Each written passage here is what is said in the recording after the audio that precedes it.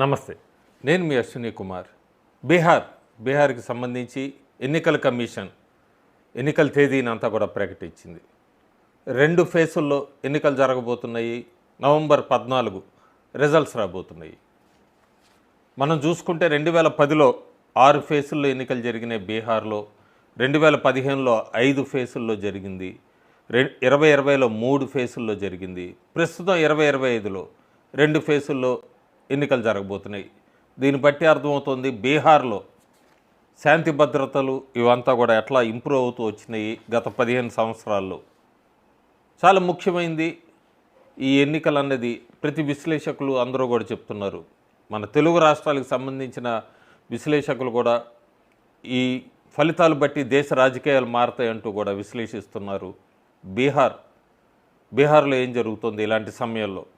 బీహార్లో మనం ఒక డెవలప్మెంట్ గురించి అడిగారు కాబట్టి కొంతమంది అసలు ఏంటి, ఏం జరిగిందా లేదా? 2016 నుంచి మనం చూసుకుంటే కనుక 2020 దాకా ఇండస్ట్రీస్ అన్నీ కూడా మళ్ళీ బ్యాక్ టు బీహార్ లాగా వెనక్కి వస్తున్నాయి. ఈ 2005 దాకా ఎత్తుపల్లాలు చూసిన బీహార్ ఎకానమీ ఇవంతా కూడా రిమార్కబుల్గా కంబ్యాక్ స్టోరీ అని చెప్పచ్చు. స్టేటు నామినల్ గ్రోతే 12 నుంచి 14% చూస్తుంది. అదే మెయింటైన్ అవుతుంది. ఇండస్ట్రీస్ అన్నీ కూడా వెనక్కి వస్తున్నాయి బీహార్లో. ఉదాహరణకి బ్రిటానియా, జారా, వ్యాన్ హుస్సేన్ కంపెనీలు, అట్లాగే అదానీ, ఇదంతా సంబంధించింది.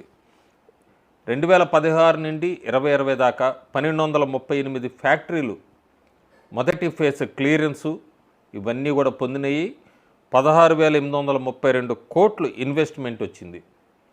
2020 నుంచి ప్రస్తుతానికి ఆ ఫిగర్ బాగా పెరిగింది. 2,154 ఫ్యాక్టరీస్కి ఇన్వెస్ట్మెంట్స్ 90,503 కోట్లు, అంటే దాదాపు 434.5% ఇంక్రీజ్ అయింది. గత 2-3 సంవత్సరాలుగా చూసుకుంటే ఎక్స్పోర్ట్స్ డబుల్ అయినాయి.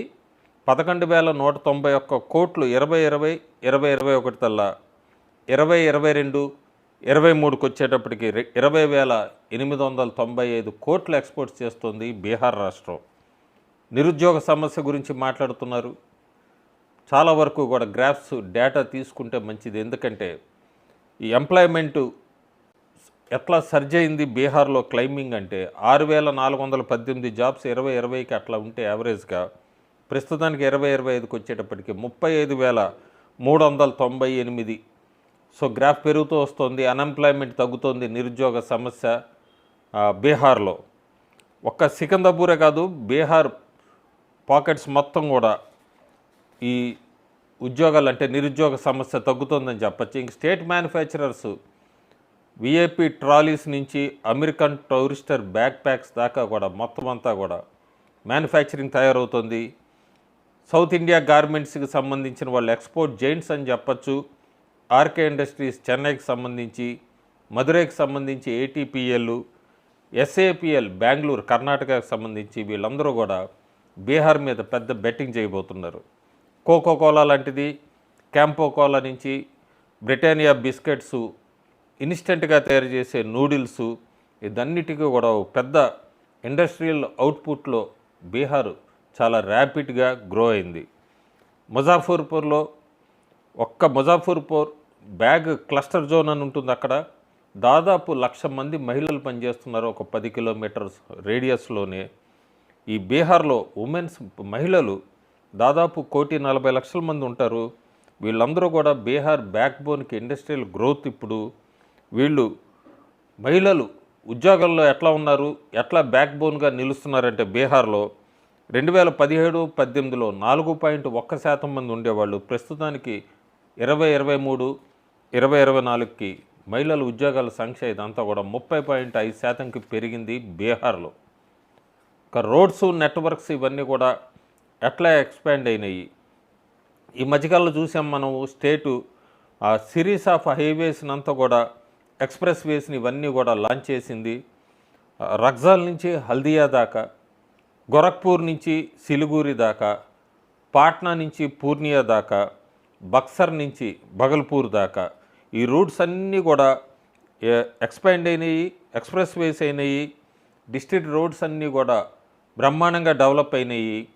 పాట్నాకు కూడా మొట్టమొదటి మెట్రో రైలు కూడా వచ్చేసింది.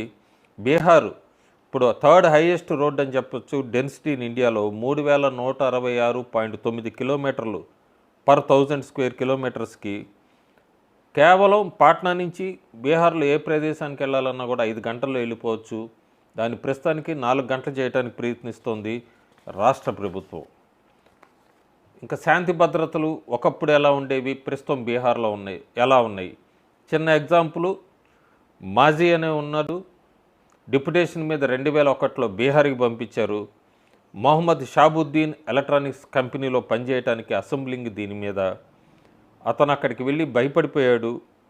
15 రోజుల ట్రిప్ని ఒక్కరోజుకే మార్చుకొని నెక్స్ట్ డే మార్నింగ్ ఫ్లైట్కే బయలుదేరి వెనక్కి వచ్చేసాడు అతను. ఎందుకంటే సాయంత్రం ఎవరు బయటకు వచ్చేవాళ్ళు కాదట. 2001లో కిడ్నాపింగ్స్ ఉండేవాట, మొత్తం ఫియర్ ఉండేది జనాల్లో.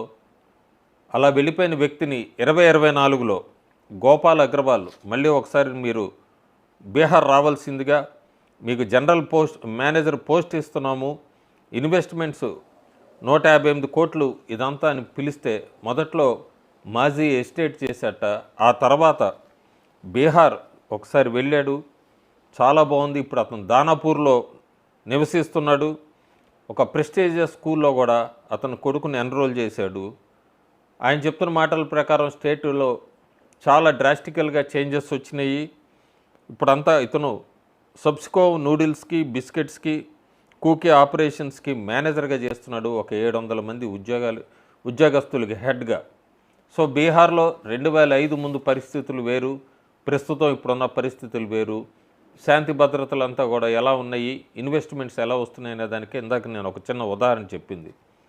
మడ్డీ రోడ్సు, ట్రాక్స్ నుంచి ఎక్స్ప్రెస్ వేస్ బీహార్లో చాలా పెద్ద రెవల్యూషన్ అని చెప్పచ్చు. ఇదంతా డబుల్ ఇంజన్ సర్కార్, నితీష్ కుమార్ ప్లస్ కేంద్రంలో కూడా ఎన్డీఏ ఉండటం వల్ల ఈస్టర్న్ ఇండియాకి స్ట్రాంగెస్ట్ రోడ్ నెట్వర్క్ హబ్ అయిందని చెప్పచ్చు Bihar.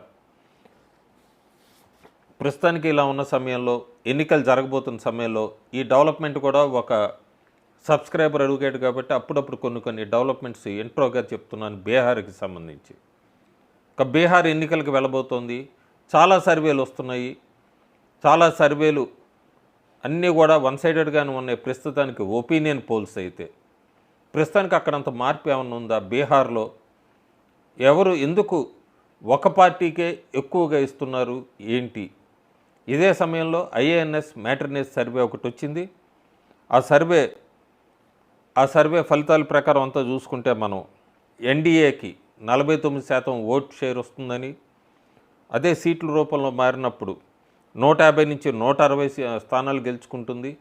Mahagathbandhan RJD, Congress, left combine వీళ్ళకి 36% ఓట్ షేర్ వస్తుందని, సీట్ల రూపేణా మారినప్పుడు 70 నుంచి 80 సీట్లు సాధించుకుంటారు ఈ 243 సంబంధించిన బీహార్ అసెంబ్లీలో. ప్రశాంత్ కిషోర్ జన్సూరస్ పార్టీ ఇప్పుడిప్పుడే జనాల్లోకి వెళ్తోంది. 7% ఓట్ షేర్తో 2 నుంచి 5% సీట్లు గెలుచుకోవచ్చు అన్నది ఈ ఐఎన్ఎస్ మ్యాట్రినేస్ సర్వే. ఇంకా బహుజన్ సమాజ్ పార్టీ, జేఎంఎం జార్ఖండ్ ముక్తి మోర్చా వీళ్ళందరూ కూడా 7% ఓట్ షేర్సు. ఏఎంఐఎం కూడా అక్కడ ప్రెజెన్స్ ఉంది, ఒక స్థానం గెలుచుకోవచ్చు అన్నది చెప్తుంది. ఈ సర్వే కూడా చాలా క్లియర్గా చెప్తుంది బీజేపీ ఓట్ షేర్ బాగా పెరుగుతుందని. అట్లాగే ఆర్జేడీ బీజేపీ రెండు కూడా బెస్ట్ పర్ఫార్మెన్స్ ఇవ్వబోతున్నారు బీహార్లో. బీజేపీకి 21% ఓట్ షేర్ రాబోతుందని, అట్లాగే ఆర్జేడీకి కూడా 21% ఓట్ షేర్ రాబోతుందని. కాంగ్రెస్ డౌన్ఫాల్ బాగుందని చెప్తోంది ఈ సర్వే. 8% ఓట్ షేర్ మాత్రమే సాధిస్తుందని, ఓట్ చోరీ క్యాంపెయిన్లు ఇవేది కూడా వర్కౌట్ కాలేదని, ఓట్ చోరీ యాత్ర వలన కొత్తగా ఏం ఓటర్సు కాంగ్రెస్ వైపు లేదా ఆర్జేడీ వైపుకి రాలేదని, ఓట్ చోరీకి వచ్చిన జనాలంతా కూడా కాంగ్రెస్ ఆర్జేడీ సింపథైజర్సే తప్ప కొత్తగా ఓటర్సు ఎవరు కూడా స్వింగ్ ఇన్ ఓటర్స్ అని అంటాము, అది ఏది కూడా మహాగఠబంధన్ వైపు లేదు అని చెప్తుంది ఐఎన్ఎస్ మ్యాట్రినేస్ సర్వే. నితీష్ కుమార్ చాలా బ్రహ్మాండంగా గతంలో కన్నా కూడా సీట్లు పెంచుకుంటాడని, 18% ఓట్ షేర్ పైన రావచ్చని, 60 నుంచి 60 స్థానాలు గెలుచుకోవచ్చు అన్నది చెప్తోంది ఈ ఐఎన్ఎస్ మ్యాట్రినేస్ సర్వే వెల్ఫేర్ స్కీమ్స్, మహిళల్లో నితీష్ కుమార్కి ఉన్న మంచి పేరు, ఇవన్నీ కూడా నితీష్ కుమార్కి గ్రాఫ్ పెంచుతోందని చెప్తుంది. అంటే 18% ఓటు షేరు.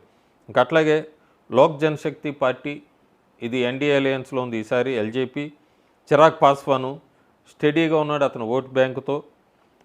అతను 4 నుంచి 6 సీట్లు గెలుచుకోవచ్చని, 6% ఓటు షేర్ అని చెప్తుంది ఐఎన్ఎస్ మ్యాట్రినేస్. సో టోటల్గా ఫైనల్గా చూస్తే మనం ఎన్డీఏ మ్యాట్రినేస్ ఒపీనియన్ పోల్ బీహార్కి మ్యాట్రినేస్ సర్వే ఎట్లా ఉందంటే ఎన్డీఏ 150 నుంచి 160 స్థానాలు, 49% ఓటు షేరు. మహాగఠబంధన్ 70 నుంచి 80%, 80 స్థానాలు, 36% ఓటు షేరు. బీహార్ మోడీతోనే ఉందని ఇంకొక సర్వే కూడా చెప్తుంది. నవంబర్ 14 కూడా నా పర్సనల్ ఒపీనియన్ కూడా ఎన్డీఏ బీహార్లో గెలుస్తుందని సర్వే క్యాండిడేట్స్ని అనౌన్స్ చేశాక చాలా చోట్ల బీజేపీ క్యాండిడేట్స్ని మారుస్తుందని అన్నది వినబడుతుంది మనకి. మారిస్తే నెంబర్ పెరుగుతుంది. క్యాండిడేట్స్ అనౌన్స్మెంట్ అయ్యాక కూడా ఇంకొక సర్వే ఖచ్చితంగా ఇస్తాను పర్సనల్ది. ప్రస్తుతానికైతే నా నెంబర్ కూడా ప్రస్తుతానికి 140+ ఉంటుంది ఎన్డీఏ బీహార్లో మళ్ళీ తిరిగి ఎన్డీఏ ప్రభుత్వమే రాబోతోంది. Thank you.